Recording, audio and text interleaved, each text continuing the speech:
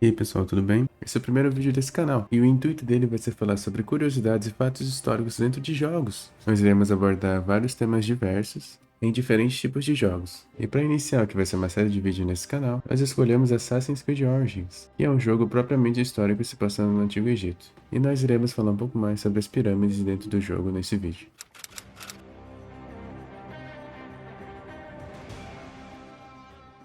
Como o monumento mais luxuoso de sua época, a pirâmide de degraus foi encomendada pelo faraó Djoser, da terceira dinastia.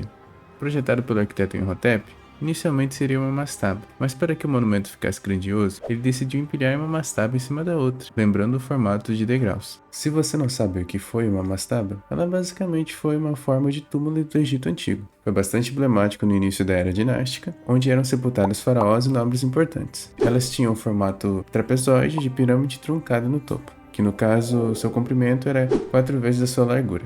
A tumba em si é totalmente embaixo do chão, como é de costume em mastabas. E essas pedras azuis que você pode ver no vídeo ficam localizadas nos aposentos do faraó, ou também podem ser chamadas de câmaras azuis. É totalmente decorado com azulejo azul esverdeado, feito para imitar os tapetes de junco que cobriam as paredes e janelas de seu palácio. E além desse palácio central subterrâneo construído para Tjosa, haviam 11 poços que foram escavados. Cada um tinha profundidade de 33 metros e se conectavam com uma galeria horizontal que se estendia por cerca de 20 metros. E as primeiras galerias eram destinadas a membros da família real.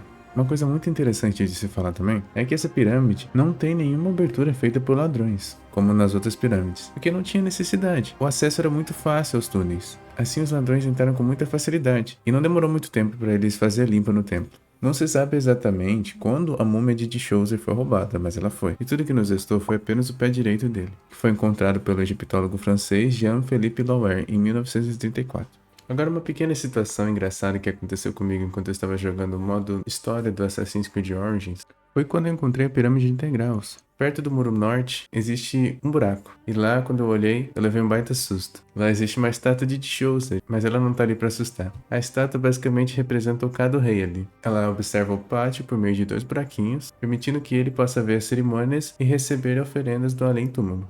Você viu essa palavrinha meio estranha, o Cado Rei? O K, basicamente, ele designava a essência de cada divindade e de cada pessoa, espírito, força vital, sexual, enfim, que após a morte desse indivíduo, no enterro, o K se separava do corpo físico, assim ele permaneceria ao pé do morto usando os objetos e comidas deixados no túmulo dele. Agora iremos falar um pouco sobre as 3 pirâmides de Snéfero. E quem foi Snéfero? Ele foi o primeiro rei do Antigo Egito da 4ª dinastia.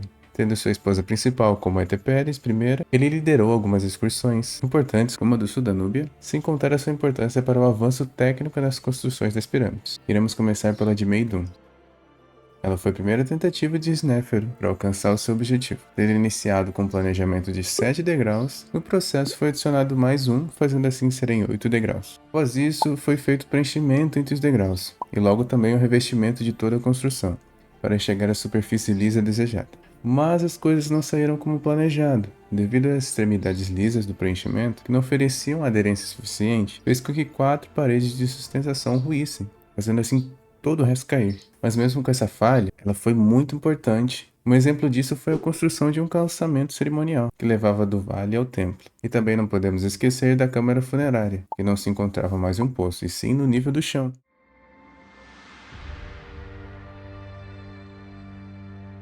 Após seu erro de cálculo na pirâmide de Meidum, Snéfero partiu para uma segunda tentativa, e dessa vez seria em Dashur. Infelizmente, Snéfero também não alcançaria seu objetivo. A pirâmide mostrou instabilidade e diversas rachaduras em seu salão interno, mas como o anterior, também serviu para um grande avanço nas construções das pirâmides futuras. O principal avanço dessa vez foi a mudança de pirâmides escalonadas para as pirâmides funcionais com paredes lisas. Esse método de construção de pirâmide foi algo totalmente novo, usando pedras enormes em seu centro, fazendo assim o arquiteto ter controle total sobre o projeto. A pirâmide também possui 2 entradas, e provavelmente era destinada apenas para o Cado Rei, devido ao tamanho da sua câmara interna. E por fim, chegamos à Pirâmide Vermelha. Ela foi a pirâmide mais bem sucedida feita por Snéfero. A pirâmide foi construída a 2 km ao norte da Pirâmide Curvada e alcançava 105 metros de altura. E ela recebe esse nome justamente por conta do calcário usado na sua construção. Com sua busca para alcançar as paredes lisas que tanto desejava, fez surgir um novo conceito de design, os blocos de revestimento. A pirâmide se tornou com isso um marco histórico na arquitetura, e Snéfero assim sabia que agora poderia garantir seu futuro no além-vida. Agora vamos falar um pouco sobre a pirâmide de Quéops. Quéops foi provavelmente filho de Senéforo, foi o segundo faraó da quarta dinastia. Foi também quem encomendou a Grande Pirâmide, a maior e mais antiga das 3 pirâmides na necrópole de Gizé. A construção chegava inicialmente aos seus 146,5 metros e foi a estrutura mais alta feita pelo homem até 1311. A pirâmide possui na sua entrada ascendente 3 lajes de granito de 25 toneladas cada. Elas teriam como principal objetivo proteger as pirâmides. Porém, os ladrões acabaram por escavar o calcário em seu entorno, fazendo a entrada que futuramente ficaria conhecida como a entrada dos ladrões. Após entrar na pirâmide, podemos ver um passadiço ascendente que nos leva até a grande galeria. É notável nas paredes e no piso que possivelmente a passagem tenha sofrido uma ampliação. Imagina-se que tenha sido feita para os trabalhadores passarem os blocos de granito para tapar o corredor. O acesso para a Câmara da Rainha se encontrava na grande galeria, ao centro da grande pirâmide. Com seu teto abobadado, esbanjava beleza. Por mais incrível que pareça, possivelmente não havia rainha nenhuma ali. É mais provável que o local seria destinado à estátua do Cado Rei. E ainda na câmara, é possível encontrar 2 dutos que conectavam as paredes norte e sul. Ainda não se sabe o motivo para sua construção, mas possivelmente eles serviam como dutos de ventilação para os trabalhadores. Agora sobre a Câmara do Rei, ela é inteiramente feita de granito vermelho. Possui 5,8 metros de altura e em sua cobertura existem 5 grandes blocos de 25 a 40 toneladas. E para suportar esse imenso peso, foi feita uma câmara de pedra logo acima, com arranjos em chevron. Na sala, existe um sarcófago de granito, mas sem nada em seu interior. Infelizmente, a múmia de Quéops nunca foi encontrada. Existe também uma câmara subterrânea na pirâmide, porém nunca foi terminada, então seu interior é totalmente irregular. Agora falando sobre a pirâmide de Khafre, Khafre foi filho de Quéops e também foi um faraó da quarta dinastia, durante o Império Antigo. Foi ele que ordenou a construção da segunda grande pirâmide. Com seus 143 metros, a pirâmide de Khafre é um pouco menor do que a do seu pai, porém foi construída em uma rocha mais elevada, assim dá a ilusão de ser maior. Sua estrutura é feita com bloco de calcário, todos em torno de 2 toneladas. A pirâmide possui 2 entradas. A principal segue um corredor declinado que leva à câmara funerária. A câmara tem um formato retangular, com um sarcófago parcialmente enterrado ao chão. Possivelmente seria o local de descanso de Khafre. A pirâmide foi aberta e saqueada em algum momento durante a antiguidade. Algumas das pedras usadas em sua construção agora faziam parte de um templo em Heliópolis, tudo a mando de Ramsés II.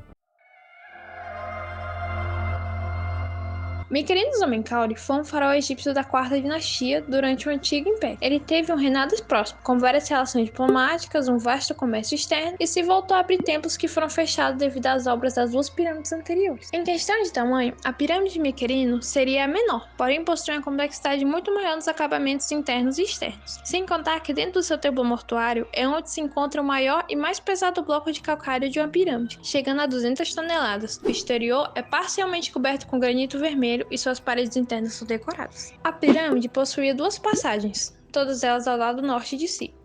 A que se encontra mais acima acabou sendo abandonada durante a sua construção, mas a que se localiza mais próximo da sua base seria a verdadeira entrada. 3 pequenas estruturas piramidais foram construídas ao lado sul da pirâmide principal, sendo uma delas lisas e outras 2 escalonadas. Elas se chamavam Pirâmides das Rainhas de Mycerinus. Uma delas se encontra mais ao leste e possuía salas e corredores que eram comumente vistos em pirâmides satélites, que tinham como objetivo acomodar o Cado Rei. Porém, o sarcófago de granito foi encontrado em sua dependência, fazendo com que talvez na época fosse usada como uma tumba real. Então o vídeo foi esse, temos muitos outros vídeos planejados para lançar nesse canal, principalmente focando em história, através de jogos, curiosidades e outras coisas também, talvez no futuro até gameplays, mas espero que vocês tenham gostado e deixem um like, fiquem bem.